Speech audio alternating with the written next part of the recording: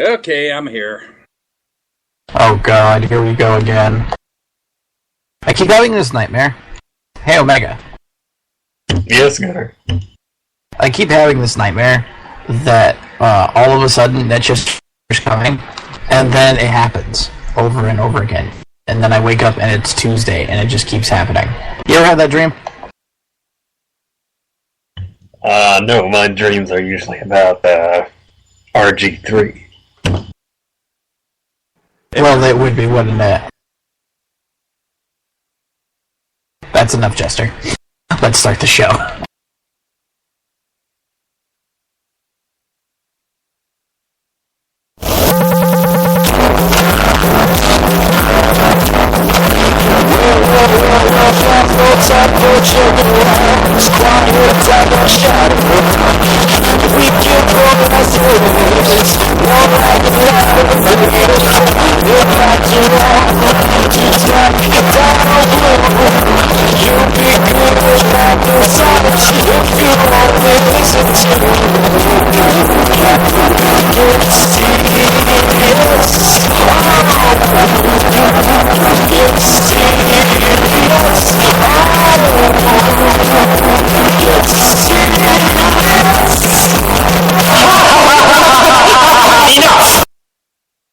Hello, everybody, and welcome to Woo Get Serious. My name is Gunner. That is Omega BR. And my RG3, I mean Rex Grossman. And then there's three of them. You know, the Washington Redskins, I think, would do a little better with 3 Rex Grossmans. Joining us this week is also, as always, is our wonderful technical producer, Mr. Yank of DDS. I broke the algorithm, but it'll be fine. I'll fix it. And, alright, everybody cringe. It's Nash Jester. Well, first of all, I think we should suspend all our conversations about each other's sex lives with RG3 and, Yankum are breaking stuff that's sexual. Let's just move on. Was that even English? I don't think it was English. Alright, let's, I refuse to do this show if I can't talk about my sexual RG3 things. The train just sort of derailed 2 seconds after it left the station. Well, sorry, once I start talking about it, I start getting going, and then... To be a sex slave for 2 bears, male and female, pleasing the male while he's tired, and vice versa. Oh, Lord. Well, speaking of sex... Must we? Zara Schreiber was released by the WWE due to inappropriate and offensive remarks she made that were recently brought to their attention. After debuting this past weekend at a live event as Solomon Crow's younger sister, several social media posts of hers were uncovered revealing a swastika in her room and a pony dressed as Hitler. She claimed at the time that she was a history buff and respecting the symbol as one of prosperity and luck. She's also made several remarks in 2009 over The Princess and the Frog, including that she loved the princesses except Tiana, and that Disney made the prince white to piss off black people. That's racist! Okay, I'm... Wow, this is a lot to digest. First of all, a pony dressed as Hitler? Isn't that against the Geneva Convention? And we're talking about My Little Pony here, by the way. Yes. I thought you were the expert on My Little Pony there, Jester. Oh, no. I have nothing to do with the brony culture. I just try to get Pegasisters in bed. Damn it! Now you guys have got me doing it!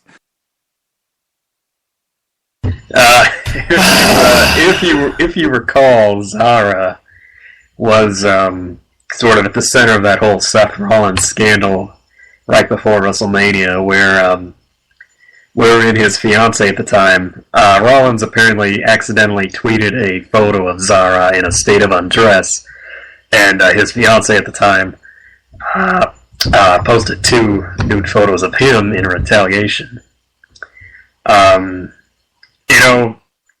They did it with Hogan. I mean, if you're gonna completely, essentially scrub the arguably biggest star wrestling's ever had from the company because of something he said on a secret videotape several years ago, then of course you're going to do it to an NXT diva who hasn't even been on TV, etc. I gotta admit, I was digging the Solomon Crow's younger sister angle, but I heard reports of how she was in the ring, and I feel like she made a mistake in the past. Yeah. Do we hold that against her for the rest of her life? Well, WWE has set a sort of dangerous precedent here where pretty much any mistake that somebody has made, I mean, we're talking about posts from 2009, that was 6 years ago, and they're not good posts, they're not kind of things you should necessarily laugh off, but then again, we all have said dumb things, and you just look at the laundry list of the things that WWE has done. I mean, Michael Cole tweeting the F word to, I think it was Josh Matthews, if I remember right. Vince McMahon himself saying the N word for laughs on a pay-per-view. Even as recently as Talk is Jericho, when Jericho's talking to Cena about some of the goofy, inappropriate things they've done, when the cameras aren't rolling, Now, nothing necessarily as intense or severe as, this kind of thing with, racial discrimination, which is a pretty hot-button topic right now, probably hotter than usual due to real-world events and everything. But again, it's a very dangerous precedent, because what happens when, say, a top champion gets caught making a tweet that was a mistake? Do they get scrubbed, or do they get do they kind of get a pass? That is the reason Zara got fired, isn't it? Because of Hogan. People can't say, well, why didn't she get fired, right? Oh, I can say who doesn't get fired. Anybody with the name John Cena. But okay, so at the same time that you're talking about all of that, this just reeks of 2007 with all of the WWE wellness policy crap kicking in. It seems to me that it's a new system of judging things and keeping things in check here, and working out the kinks of it. And of course, there's going to be people who are going to be thrown under the bus because of it. While it's a great deterrent for future, for people not being an idiot, if you're dragging up stuff from before you were in the company, and you got this stuff, lurking around on your social media, which is stupid for you to post in the first place. I'm not gonna lie, really stupid. Like hitting your head, like licking the pole when it's like 20 degrees out. Stupid. You shouldn't be posting that kind of stuff if you want to do this kind of job. The sheer fact of the matter that the swastika used to be, before the Nazis fucked it over, a symbol of the world turning, of the cycle of the seasons, all this stuff. And now you post it, and you posted it. No, let's not have a shit in the middle of conversation. We're trying to talk about stuff here. No, your opinion is, no one's asked the one Jew here. So, We're waiting for you. Yes, anytime. she was dumb. It was 2009, so that's 6 years ago. Who fucking cares? Seriously, who fucking cares? It was 6 years ago. If she's still a racist piece of shit, okay, get rid of her. But Jesus Christ, who cares? In 2009, I don't even want to think about awful. We'll talk about Jesus like that. What do you mean, you people? Yeah, you people, you goy fucks. And Netjester over here. Netjester, you fucking mashugga little schmindrick. Listen, it doesn't matter that it used to be good luck to Native Americans or Indians. I don't remember if it was the dot or the feathers. It doesn't matter. Wait for the the hell are you talking about moment? That's come and gone. No, because there was a culture, and it was a symbol of good luck in that culture. Buddhism. But it doesn't matter anymore. It's been ruined. It's tainted forever. Forever. There's nothing you can do. You can't take it back. It's like me trying to take back Porch Monkey. I couldn't do it because it's not mine to take back. Well, in all seriousness, I think both sides are wrong. I think Zara for saying these things. I mean, these are pretty blunt things. You know, it's one thing to make a joke or accidentally tweet a word, but some of the things she said are pretty heavy. And, you know, you do say stupid things on the internet. The problem is, and, you know, I'm sure we all have, but, you know, let me compare it in a way I think a lot of our few listeners will understand. You know, if you post something stupid on an image board, you're essentially even if you have an identity, you're essentially protected by your anonymity. You know, nobody. You heard me. You're protect. You know, I mean, what I'm saying is, you know, you have an identity, but it's not truly you as you are in real life. Whereas on social media, it's essentially one big image board, except people are posting with their real names and their real identities and their real, Yes. being as people would see them. So I guess the point I'm trying to make here is that she was wrong, but WWE is a company that is so heavily invested in, you know, being a star and, you know, being compassionate and this and that. I think it's the wrong message to send to simply get rid of these people. You know, like once you say something like that, you know, you're done. You're not worth it. You're beneath us now.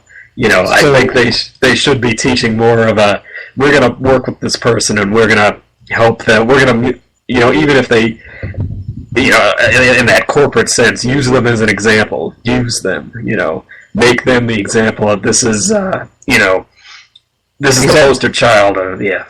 Right, and then you have the example that Yankum brought up, which is me agreeing with Yankum again, God forbid, where, you know, these people are, who cares? I mean, they made these comments before they got there, and they still got through the process of being hired, so why does it matter?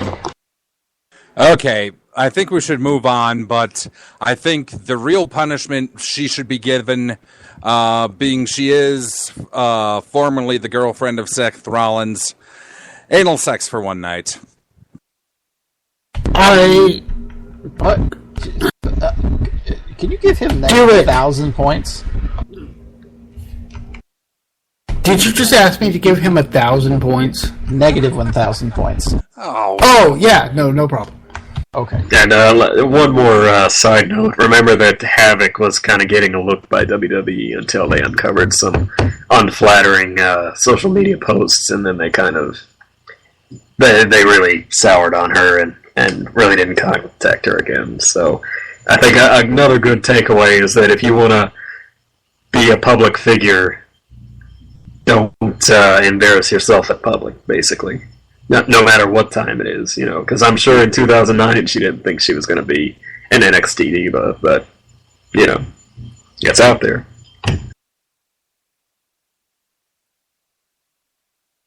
Speaking of out there, TNA star Bram, who is separated from but still legally married to WWE diva Charlotte, was arrested for domestic battery and false imprisonment, allegedly choking his girlfriend and preventing her from leaving a bedroom. He has been released, and TNA has suspended him, released on bail, that is, and TNA has suspended him until the investigation is complete. It's not looking good for TNA staying on Destination America, as no one has said anything the least bit positive about it, and there are no October tapings scheduled. There were rumors of taping TV in India, but that's all they really are at the moment.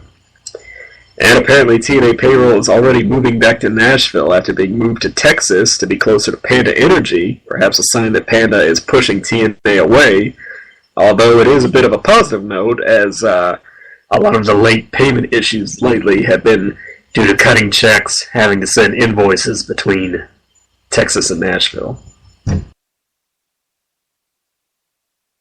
So TNA continuously in trouble again, and the crumbling company that is falling.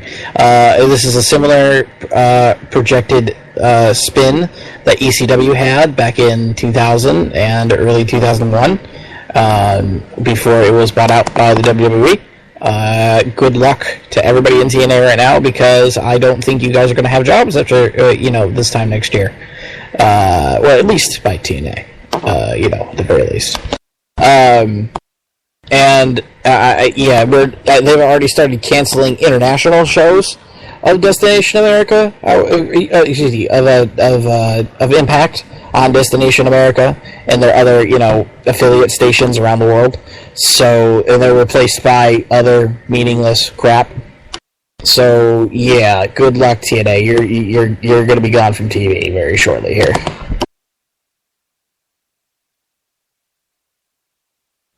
Wow, not much to say.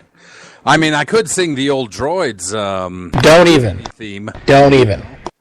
No? Okay. NJ is just all about the negs tonight. Yep. I think, Speaking about negative things, assuming that Omega didn't have another comment about this particular news topic. not particularly. I was just going to do a side note about Global Force and say, it really feels like Global Force, it's not Global Force helping TNA out, it's TNA helping Global Force out.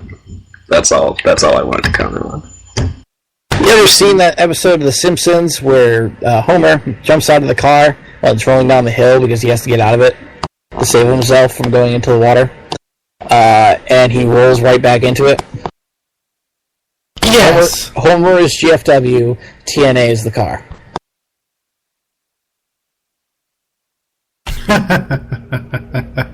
So there you go. Alright, let's move on here. Hopefully that Bram stuff can be resolved. And I also heard that Bram was unable to sign a new 3-year extension because he could not smuggle a pen into jail. Thank you for the whatever Kayfabe News Twitter that I stole that from. Speaking of stolen and racist things, Hulk Hogan appeared on Good Morning America to discuss his recent racism scandal, claiming he is not a racist, and he was a product of his upbringing from a rough neighborhood in South Tampa, where they greeted each other using the N-word all the time. Several of Hogan's former neighbors disputed this, however, saying that the area was poor, but they did not use the word. A man was shot outside the WWE Performance Center, in other news, by police deputy Monday after he apparently brandished a knife at officers responding to a trespassing call.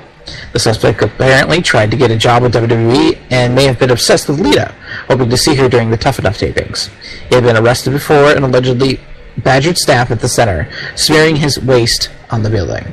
Triple H tweeted about this, saying that this guy was pretty much deranged. I believe that was the word that he used. And he's just some crazy guy. And, hanging out outside the Performance Center, being crazy. Ew. Okay, Well, Manchester did get shot, so it wasn't him. Well, we should be so lucky. So, is this the first step on the Hulk Hogan social rehabilitation tour, and where does he go from here? Here's what happens. He's going to run with Donald Trump and be the Vice President of the United States. And 50 years from Well, he now, might as... we will all be named things like Frito, and we will be watering our plants with Gatorade. Because it's got electrolytes. He might as well. Last weekend. He might as well run with them. I mean, Trump, despite being a complete, as Netchester would call it, whack-a-mole, his approval ratings are actually pretty high. It's not really a joke anymore. Yes, Donald Trump will eventually self-destruct, but Hulk Hogan at least has better sense than to go down with him.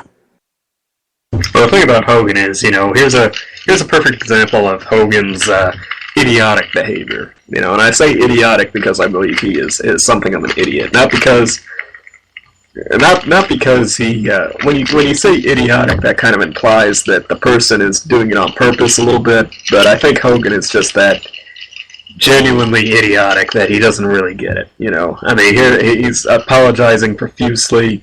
He's talking about how he was really mad at his daughter, and his daughter's the one who forgave him, and she should have tossed him out like trash. And then he says this stuff about his neighborhood and Tampa and everything. And then, you know, to try and excuse it in his own mind, that's the excuse. And then the neighbors kind of refute it. You know, it's the same kind of Hogan thing we've gotten for years, where, you know, Hogan saw it one way or remembers it this way and justifies it that way, and then but the reality of it is fairly different.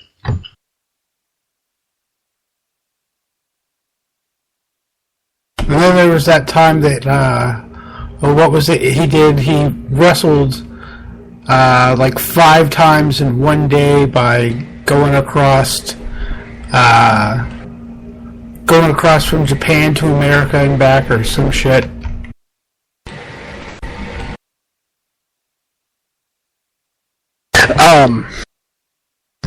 So what we're saying here is that Hogan was going to be, you know, in Metallica, was it? And then, you know, he was going to be part of a gang, and then he used the N-word like every day apparently growing up, and this, that, and the next thing, and it's like, no. It's a nice spin, and we appreciate the apology, but just be a little more truthful with, you know, and stop trying to work us, brother. Yeah, well, that's the main. If he's really sorry, he wouldn't be trying to work us. That's the people who are truly sorry don't try to work. They just kind of apologize, hope he'll accept. They don't try to get higher than that. Exactly. Quit playing Galaga while talking to us. Fuck you. He can play Galaga if he wants to. That man is playing Galaga. Thought we wouldn't notice, but we did. That's just weird. Alright, can we move on to the next one? Well, speaking of gals, rumors have surfaced that Charlotte was to win the Divas title from Nikki Bella by now, particularly when she debuted, but that John Cena, Nikki's boyfriend, spoke up against it, which apparently he's done in the past. An extra commercial break was added to last week's Raw segment during the Divas match to edit past most of the Brooklyn's crowd's chants. The segment that preceded it on Miz TV was botched, as Team PCB were supposed to be showing signs of even fighting due to all of them wanting the Divas title, but it didn't really come out that way. The 4-Diva NXT match was also botched, taped Saturday night after a pin was to be broken up, but they weren't in position and the referee counted, as is his job.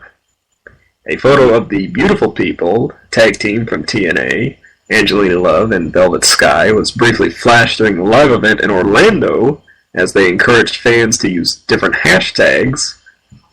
Sarah Stock, aka Sarita, might be headed to NXT to become a permanent coach after she announced September 28th as her last CMLL date.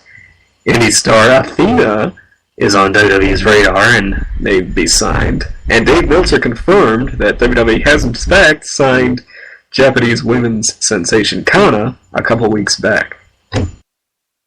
Oh, yeah.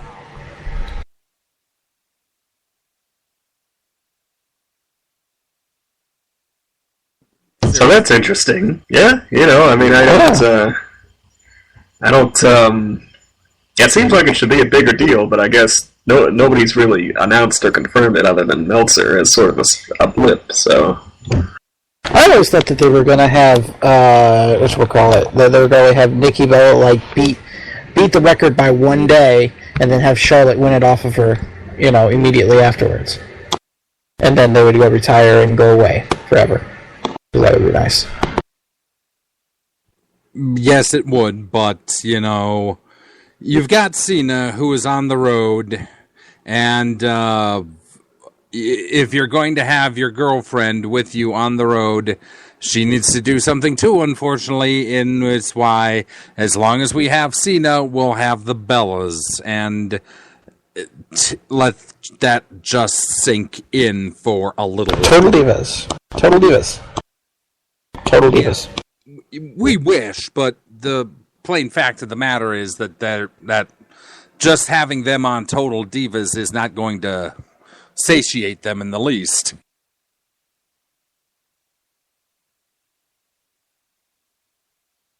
Well, I mean, I kind of understand back when the division was, like, not really a big deal. But now, it would seem very foolish to me that he would speak up against Nikki losing it. I mean, it seems like a foregone conclusion at this point. Which, by the way, I'm pretty sure she's guaranteed to beat AJ Lee's streak, because Night of Champions, that counter they had on Raw said 14 days, and Night of Champions is more than 14 days, so...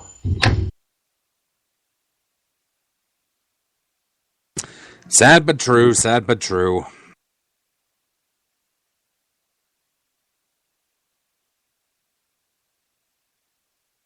A lot of unrest, sort of. Maybe this could make a decent topic later on, but, this whole Divas Revolution, people kind of starting to sour on it a little bit. It's not new and fresh and exciting anymore. There's problems, there's botches, there's, there's a whole bunch of stuff that's going on that really doesn't seem that, like it should be going on the way that it is. With all this thing, they're definitely forcing something here when they really shouldn't. And the people that are writing for them have never ever even bothered looking at their characters beforehand. And it just shows you how sloppy the writer and how sloppy and lazy these writers are, or how terrible and awful Vince McMahon's chokehold on it is, or just in general how absolutely millhouse this fucking revolution really is. Which is exactly what we were all afraid of, and exactly what we called when it started.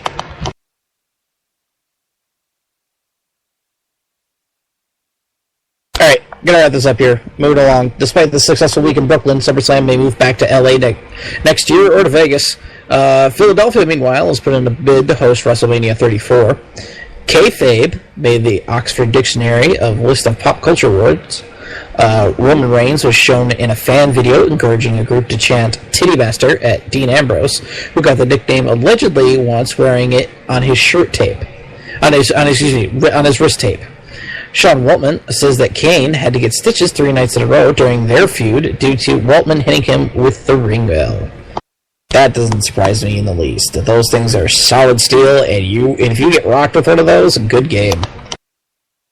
Good night.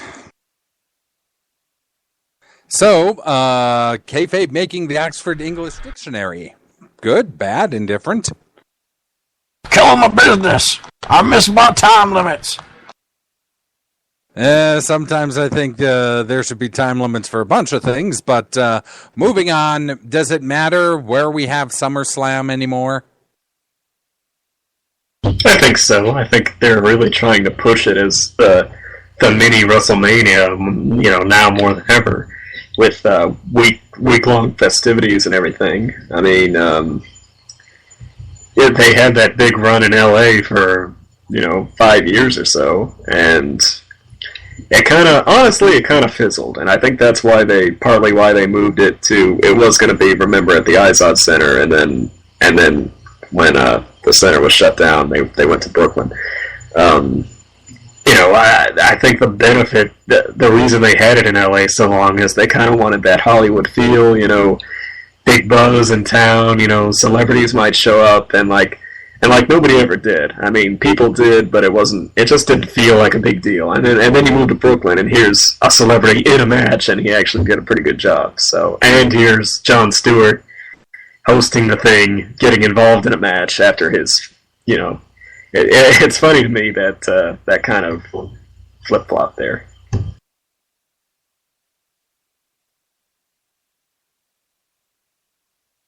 Vegas, I think, would be interesting because, Vegas, a big tourist city, town.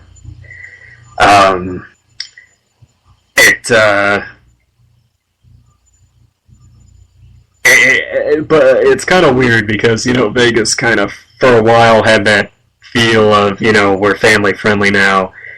And I don't think that it's changed really, but I think Vegas is sort of, the general opinion on Vegas is that it's back to being sort of, you think of Vegas, you don't think of that kind of, you don't think of family entertainment, you think casinos and hotels and Britney Spears. Casinos, hotels, hookers, blackjack, and blow. And Bender. And Britney Spears. Yes. Alright. Truthful, wouldn't you like to spear Britney? No. Alright, we're going to TD Master our way out of this segment, and we're going to get into the 15-minute time limit.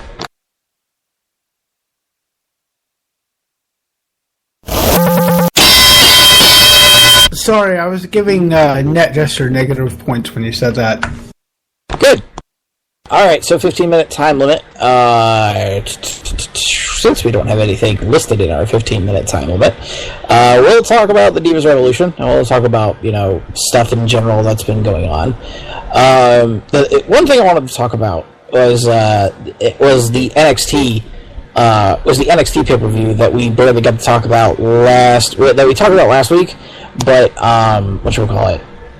that I wanted to get into something else about it, and I was thinking, who out of the NXT girls there now will end up challenging Bayley for that title? What do you think? Well, I think ultimately it's already a given that Eva Marie is sort of pegged for this spot of being the next big diva project. There's that blip about how Lana was pegged for a big push and they were going to do all these things, and now she's in a crummy, schmoz of a storyline where Summer Rae maybe saw Ziggler naked for a second, and now she's mad at him. Oh, they've gone farther than that. I swear that even though I was in the bathroom, unfortunately missed it, they said something to the account where that's going on to become sort of a sexual harassment storyline, which we all need again in the WWE. But yeah, I think Eva Marie is probably pegged for that role. And Eva Marie really is the embodiment of what WWE wants. She's someone that they found, that they created from the ground up, that they have from day one imbued upon her and the fans and themselves that she is a big deal. And by golly, the reality, the prophecy will become reality that she is a big deal. Selfish little bastards. But besides Eva Marie, I think that one person that might have a legitimate claim to Bayley's title might be Alexa Bliss. I find Bliss to be in a little bit of a limbo because they paired her with Blake and Murphy, which wasn't really a bad move, because if Blake and Murphy's gimmick is to be as obnoxious as possible, then putting her with them was certainly a good thing. But I don't want her to become, strictly a valet. I don't want her to be lost in this Blake and Murphy thing. Right, and then there's also Carmella, and there's also and then there's Eva Marie as well to talk about in that particular conversation. I'm going to say that it's going to be someone like either Bliss or Eva Marie, because Bayley's an actual face, and they'll want to get her on the roster sooner rather than later. And 6 months down the line, I could see Blake and Murphy fading off into some sort of obscurity, while Alexa's having her push as a title contender. I don't know if anybody else really there is up for that, or maybe even like Natty coming down and doing all of that, beyond taking care of Tyson. I could see that happening too, but we'll see. And then there's this whole thing with Lana and Rusev and all of that nonsense. Yeah, before we jump to that real quick, I just want to say they really kind of have to rebuild the NXT Divas division now. You know, a lot of them have been called up, and you have these sort of girls that are waiting in the wings, the valet types like Carmella. And then you also have these, it'll be interesting to see because you have these new faces. You've got Dana Brooke, who they've kind of pushed like she's going to be a big deal. But they also have Eva waiting, and then you have Nia Jax, Rock's cousin, who's going to come in and apparently be a monster like Awesome Kong. And then if they have signed, say, Athena, then, you know, there's another one. And then, of course, the big, huge wild card would be Kana. If she's been signed, then, you know, I mean, you would think she would be propelled to the proportion of a Kevin Owens or a Hideo Itami. Right. I would imagine that she'll be definitely Hideo Itami style. You know, of kind of pushing and whatnot and introductions, and while they're doing a really good job at NXT, you know, I'm just I hope that Kana doesn't get lost in the mix down there, kind of like Hideo has to an extent, but that's because he's been injured. But that's besides the point. And by the way, Sami Zayn coming back October very shortly here, so we'll look forward to that. I think Hideo's coming back about the same time too. Ooh, that's gonna be good. Unless I'm wrong. So as you were saying, Lana, yeah, I mean, I kind of said it earlier, you know, she could, you know, the We Want Lana chants are dead and buried, you know. I think people still respond to her nicely, especially since she's paired with Ziggler, but I think they're really dropping the ball as far as this, you know, capitalizing on it. I don't know why they can't just do the mixed tag match already and have them, you know, I mean, every single segment turns into Lana, you know, jumping on Summer and smacking her around, and then Ziggler yanks her off for some reason. Whoa! I don't think you're allowed to talk about that on the show. I just don't understand why this feud isn't two separate feuds. While I understand that the two of them, you know, are going together, I don't understand why this is just so absolutely complicated. And I just feel that the boys in this are getting really buried. Summer Rae can't hold, you know, a fucking piece of paper in the goddamn ring with anyone, no matter if it's just a schmaz or anything fucking physical. And Lana is apparently, according to the Melts, is being held out of actual in-ring competition because of a mysterious medical ailment. You know what they say when they have a mysterious medical ailment? Rosa Mendez. A penis? Does she have a penis? No, that's Eva. Oh, no, I don't know about that. I'm pretty sure Rosa Mendez has a penis. Have you looked at her face? She looks like a man. And I'm not saying there's anything wrong with that. You know... You're forgetting, aren't you? I'm forgetting what? She's pregnant. No. We announced it on this show! Well, I don't pay attention to what you fucks are saying unless I'm giving you points arbitrarily. Yank 'em.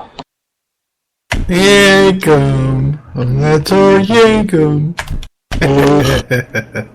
Anyway.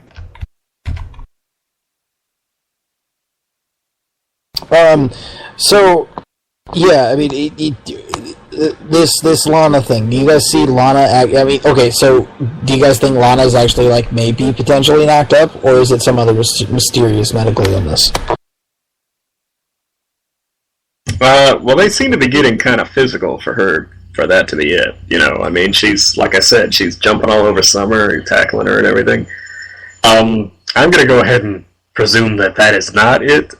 I think it's probably one of those things where she can't actually take bumps. You know, she can get physical, but she can't bump. And, you know, maybe it's one of those weird things like, you know, some kind of brain skull ailment where if she did, you know, there's possibility that, I mean, you know, there's a reason, or neck for that matter, you know, there's a reason why Edge retired despite being in fairly well shape, because he just couldn't risk it. I mean, it could be something to do with that. Maybe she has elevated liver enzymes. I don't know. Elevated liver enzymes. The best excuse ever for I'm taking steroids. Okay. Alright. So, let's get into this Nikki thing. So we got into it earlier. Night of Champions is the night? Nope. I think so. How long until she has the longest title reign of all time? It'll be before Night of Champions. Yeah, so Okay, she'll get it and then lose it. Yeah, which is ridiculous because remind everyone who currently holds that. AJ. That's right. So what are they doing? Erasing CM Punk and AJ Lee as the. That's right. There you go. Because they're fucking dicks. Well, it's funny, Nikki's only defense. If I might have this wrong, but I did look this up and calculated. I think I have it right. Nikki's only defended the title since she won it 11 times, and she won it last year at Survivor Series. And 11 times in less than 12 months kind of sounds like a lot, but it's not really. Considering, almost every match she did it against, she did it once against AJ, and then most of them were against Paige or Naomi or a combination of Paige and Naomi, so. I should point out, defended on TV, that is, there have been defenses, at house shows and stuff like that, but. Right, but I mean, it's just been a lackluster, Divas run. I really hope that they just replace the belt after Nikki loses it, because I really don't want to see it again, ever. They really do need to put it on Charlotte. I mean, that'll really prove that this is a revolution, that we're turning the page. It's not I even. see what you did there. It's yeah. It's not even the. It's not even necessarily a dig at Nikki. It's just it's time for a change. Yeah. And we were talking about kind of the state of the revolution and how people are souring on it. Well, that's part of the problem. Is that Nikki Bella, and it was Lance Storm who actually said this. He pointed this out. He said, Nikki Bella pointed out that wins and losses don't matter. The Divas title matters, and she hasn't defended it once since the Revolution happened. So, I mean that's what it is, and the fact that Nikki is just that the Bellas just suck all the air out of the room. Really, Team Bella. I mean. Actually, I want to give props to Alicia Fox because I think she stepped up pretty good in her role in all this. Foxy has been fantastic for a while now. She kind of snapped and went kind of snow cold on everybody with the popcorn and the water. She needs to be able to shine on her own. I think she's more than ready to lead in the Divas division. Yeah, and it's the whole thing of having Divas in the division and then having the NXT girls in the division and that weird transfer period between. We're getting into the ending part of that, and I see potentially. Okay, so get this right. The Bella Twins against Paige and Charlotte. Winner, loser leaves town or something like that. Or loser quits the WWE career match or whatever at WrestleMania. That's only going to happen if Brie gets pregnant. And I don't know if Bryan has good swimmers. Brie wants to get pregnant, and if Daniel Bryan doesn't have good swimmers, that's one thing that I'd be really surprised that he couldn't overcome. I see what you did there. That was another thing I was going to point out with the Revolution. People are souring on it, and people are kind of down on it. And then, what do? You do beat the clock. The first ever Divas beat the clock, which is actually pretty awesome. You know, it's it's an established WWE thing now. You know, it's an interesting concept. It's always kind of it goes throughout the night. You're going to get multiple Divas matches, and then what do they do with it? They give a physical, visual representation of just how short Divas matches can be, and they have not a one. You know, the first one lasts less than 4 minutes, and then the one after that lasts less than 2 minutes, and then Paige didn't win. You know, and that's all it really was, and it was really kind of silly.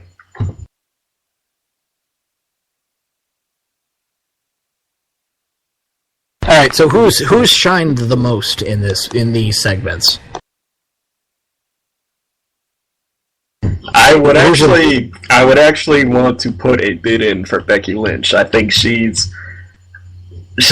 can see that she wants it. You know, she's extremely animated whenever she gets a chance to talk. You know, Charlotte is very good at at pretty much everything. But you compare, you know, when they were coming out for the matches, they did the little side screen thing with the interview, you know.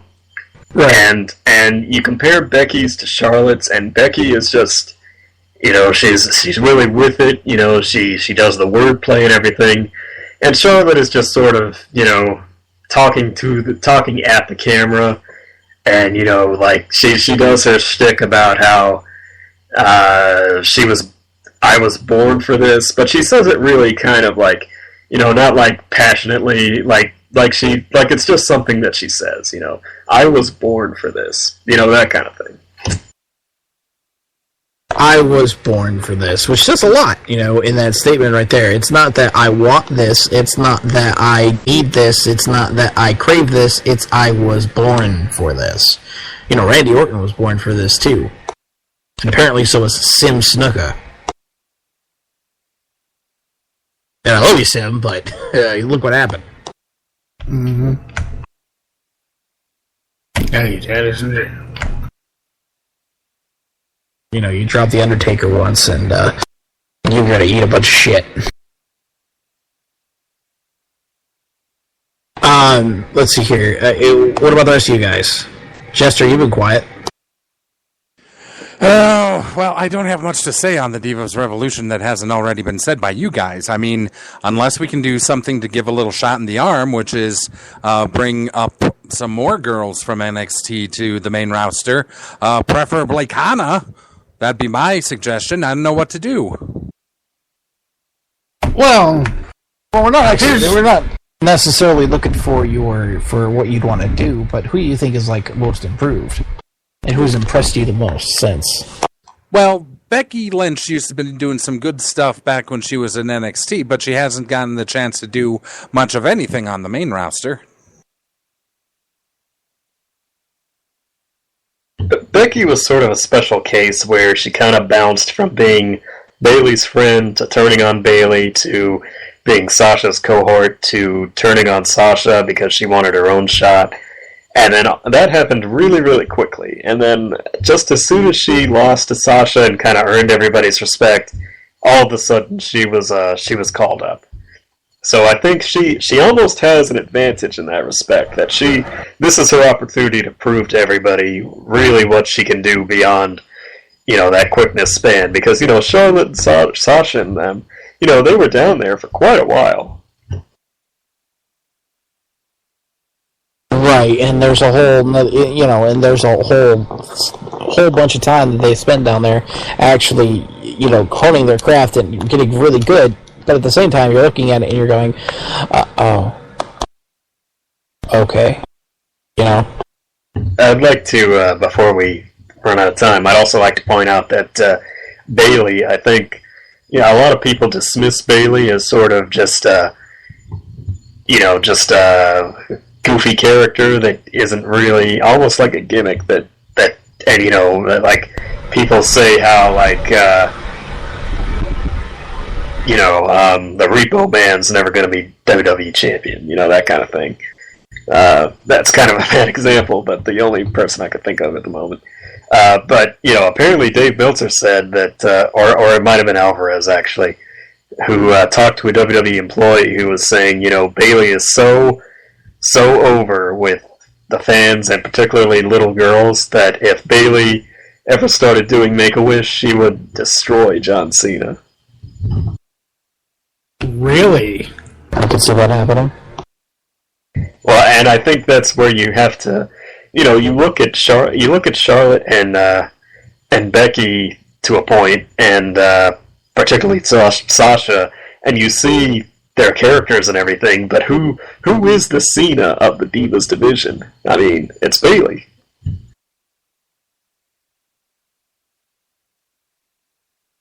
Who is that one that has the potential for the merch sales and the getting all the young kids excited and everything. Yeah. All right. I think that bell's coming. That buzzer. Well, there was still 1 minute left, but okay. There we go. I want ice cream. You know what sounds really good? One of those, Frozen bananas? like a Snickers, where they take a milkshake and then they, blend the mini Snickers bars in there. Right. Those are... Holy shit. Oh, is that what it's called? I don't know. I don't really eat there. I just do the thing on the show. Where we go to the Dairy Queen drive-thru and... It's you, Yankum DDS. Alright, let's see. Impact. 279,000 viewers, down from 323,000. ROH did 149,000, up from 145,000. SmackDown drew 2.195 million, down from 2.434 million. Why don't we have the actual numbers? I don't know where they are. Numbers. I don't know. Anyway, it's down from 2.434 to 2.195. Excuse me, the third lowest non-holiday audience for Sci-Fi, and the Raw rating is delayed. And with the birthdays, it's you, Nat Jester. With the birthdays for the first week in September. On the first, we have none other than the New Jersey Nightmare Bam Bam Bigelow and Flyboy Rocco Rock with Deuce, Doug Williams, Solomon Crow. And on the second, we have none other than Tracy Smothers and Joe E. Legend. On the third, we have TJ Perkins. And on the fourth, we have Awesome Kong and Xavier Woods. On the fifth, we have Sly Wrangler Brown, Minoru Fujita, and Derek Niekirk. Is that right? I don't know. Then on the 6th, we have women's legend Wendy Richter, Loki, and Jillian Hall. Then rounding out the week on the 7th, we have Molly Holly and Colin Delaney / Olsen. And I don't know what I'm more shocked about, the fact that I got most of those right, or the fact that you guys didn't try to put in any screwy names into that list. Didn't we, though? Didn't we? And now it is time for This Week in Wrestling with Omega BR. Yes, This Week in Wrestling History, circa 1967, where Killer Kowalski defeats Bearcat Wright in Melbourne, Australia for the International Wrestling Alliance World Heavyweight title. This began Kowalski's 5th reign and ended Wright's 2nd. Jump to 1979, where Mr. Fuji defeats Peter Maivia to win the New Zealand NWA British Empire Heavyweight title in Auckland, New Zealand, ending Maivia's 2nd reign. And in 1989, Texas Dirt, aka Dutch Mantel, defeats Black Bart to win the CWA Heavyweight title in Memphis, Tennessee, beginning his 2nd reign. And that was This Week in Wrestling History. Alright, and with some happy trails here. Happy trails to Sunny, who is reportedly on WWE's radar in a negative way. Damn it! Due to her recent troubles and regular Skype sessions with fans, Sonny responded saying that when WWE starts paying her royalties again, they can criticize her life. And happy trails to Jimmy Superfly Snuka, who has been charged with third-degree murder and involuntary manslaughter in the 1983 death of Nancy Argentino, his girlfriend at the time, who died of undetermined craniocerebral injury and was reported to have suffered more than 24 cuts and bruises. Snuka was the only suspect, but never charged until now. Hey, it only took him 31 years to figure out what wrestling fans have known the whole goddamn time. Or what wrestling fans have assumed this time, the majority of this time. Alright, so what should we watch this week in wrestling? Matt Jester. Well, there are a lot of things that happened on Raw last night, and one of them, was the fact that if you take away, and I wish somebody would, the Lana and Summer Rae shenanigans, I honestly thought that Ziggler is hitting his groove back again and had a pretty good match last night with none other than the Bulgarian Brute himself. So watch that and try to forget that Lana and Summer Rae exist. How can you forget that Lana exists? Summer Rae I understand, because that's the worst season of all. But Lana? Negative 500 points. Yankum. Well, Yep, negative 500 points. Negative 500 points for every note that you sing. I swear to God, I will strangle a kitten. I will fucking do it. You test me, you son of a bitch. Fucking. And you, over there, white girl Ewing. Stop it. So, anyway, mine is the main event from Night of Champions 2009. CM Punk holding the World Heavyweight Championship, challenging with the challenger Jeff Hardy. Since Night of Champions is next month, I thought I would do Night of Champions matches going up to and the Triple H versus John Cena in 2008 didn't sound good, and I can't remember any of the other matches off the top of my head from that event. Omega, what should we watch this week in wrestling? Well, it's hard to believe that King of Trios is this weekend. Holy shit! Again? Yes, from Easton, Pennsylvania, in the Funplex. Featuring such teams as the Bullet Club, Team AAA, and the Blue World Order. So I would recommend watching some old King of Trios. Personally, I very much enjoyed viewing live the 2011 and 2012 versions. Do you know if this is going to be live over the weekend, or is this going to be VOD? I do not believe that it is an iPay-per-view. It is going to be video on demand. Okay, just wondering. I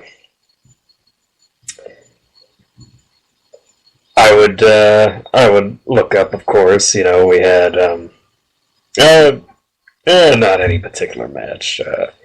You know, team. For example, Team Sendai Girls, Osaka Pro. You know, they're always very good. So you know. Let me tell you something, though. Yeah, brother. Sting being revealed as that as the statue, and the question of where did the statue go has just been entertaining the hell out of me, dude. What? What? What happened? Where did the statue go? I'm sure people are going to be sending in photographs of the statue. Making. You know what? The statue of Stop. the Lincoln Memorial. Well, yes, God damn it, here we go. Unless you guys are wanting to contribute too. I know hardly anybody listens, but for those that do, let's have a contest. Whoever sends in the best photo of that statue somewhere we will get you a T-shirt from Barbershop Window. How's that? There you go. Or ProWrestlingTees.com, whichever. Or ProWrestlingTees.com. We're not picky. Don't break the bank on us, so please. But we'll get you whatever you want. But, I'm just saying, we're poor. But fuck it. Pick whatever shirt you want. We'll do it. We got this. Send us your Photoshops to @SmarkSnark on Twitter. And the best one we'll set up a poll. We'll set up a poll or something on Google or whatever, and we'll get the winner a T-shirt. Yeah, which will be awesome. And my suggestion is actually going to be Dusty Rhodes versus Ric Flair from Starrcade 1985. Stop trying to make me sad. I was in a good mood about the contest thing, and now I'm depressed. Points.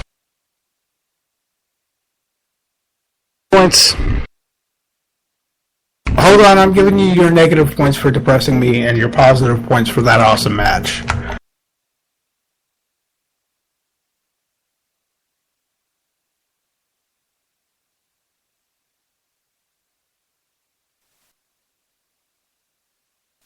As he does that. Okay, got it. Okay. Here we go with the points, ladies and gentlemen. First off, we have the negative 271 points that NetJester receives for showing up to the show. Just stop. That's all you got to do. We got 5 points to Gunner for having a decent Hey Omega for once. Boy, was that a nice change of pace. Look for that to not happen again next week. 5 points to Omega BR for fetishes are fine. Even if it's RG3, we're not going to judge you. Do what you got to do, bruh. 10 points to Gunner because 2 bears. That never gets old. Negative 5 points to NetJester. Never talk about fetishes on the show. It's not cool. Okay, we don't do that here. 25 points to Omega BR because he stands by his anonymity. 5 points to Gunner for agreeing with me. Negative 1,000 points to NetJester for butt sex implications. We don't do that here. 5 points to Gunner for wanting NJ to get negative points for butt sex implications. 2 points to Gunner for the Simpsons reference. Well done, sir. Negative 50 points for NetJester with the Spear Britney joke that hasn't been funny since 1997? 8? Whatever the hell she came out. And it wasn't even that funny then. Negative 5 points to Omega BR for reminding me that I'm sad that Edge isn't around anymore. 69 points to Gunner for overcome. Get it? Jizz! 10 points to Omega BR. Please, I might have been blasted over their heads. I like Becky too, so you get 10 points for that. Negative 500 points to NetJester for singing. 50 points to Omega BR for reminding us that it's King of Trios time. And God knows I can't keep track of that kind of things for myself. Negative 10 points to Gunner for depressing me, plus 15 points to Gunner for it being with a good match. So, at the beginning of the show, we were at Gunner with negative 7, Omega with 113, and NetJester with negative 30,498. For the show, Gunner managed to score 101 points. Omega BR scored 85, and NetJester scored a whopping negative 1,826, bringing the totals to Gunner 94, Omega 198, and NJ negative 32,324. Those are the points. Alright, everybody, thank you very much for listening. It's been a blast. This has been episode 163 of We Get Serious. You can check us out online, twitter.com/smarksnark, facebook.com/smarksnark, smarksnark at gmail.com if you'd like to get a hold of us, smarksnark.com if you haven't figured out that one yet, because we're on Spreaker and stuff. Hi, Spreaker fans. You could also call us. That number, once again, yeah, you go. 812-408-WOO. It's so easy to remember. I don't know how Gunnar ever forgets it. That's 812-408-9666. All right, everybody. Thank you very much for listening, and we wish you well in your past. Did you say the Facebook? In the Yeah, I did that before. Well, I don't pay attention to what you're doing. I know. That's the whole point. You do it for free. Facebook you don't pay and Twitter. attention. You don't pay attention. SparkStark. Facebook.com/SparkStark. Twitter.com/SparkStark. YouTube.com/SparkStark. It's all there. Friendster. Friendster.com/ We don't have a Friendster. I'm kidding. No, we don't have an ICQ number either. We should get an ICQ number. We do have a Skype. Did you say the Skype?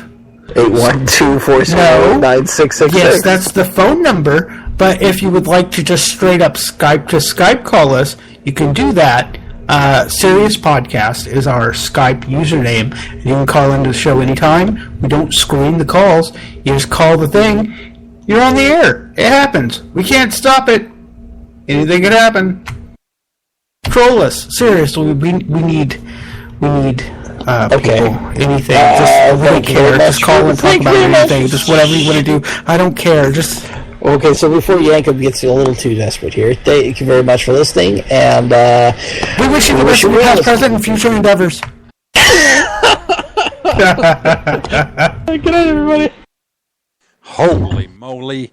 Well, at least during the points we can do something creative like go over Baby Metal's tour schedule. Good night, Albertus.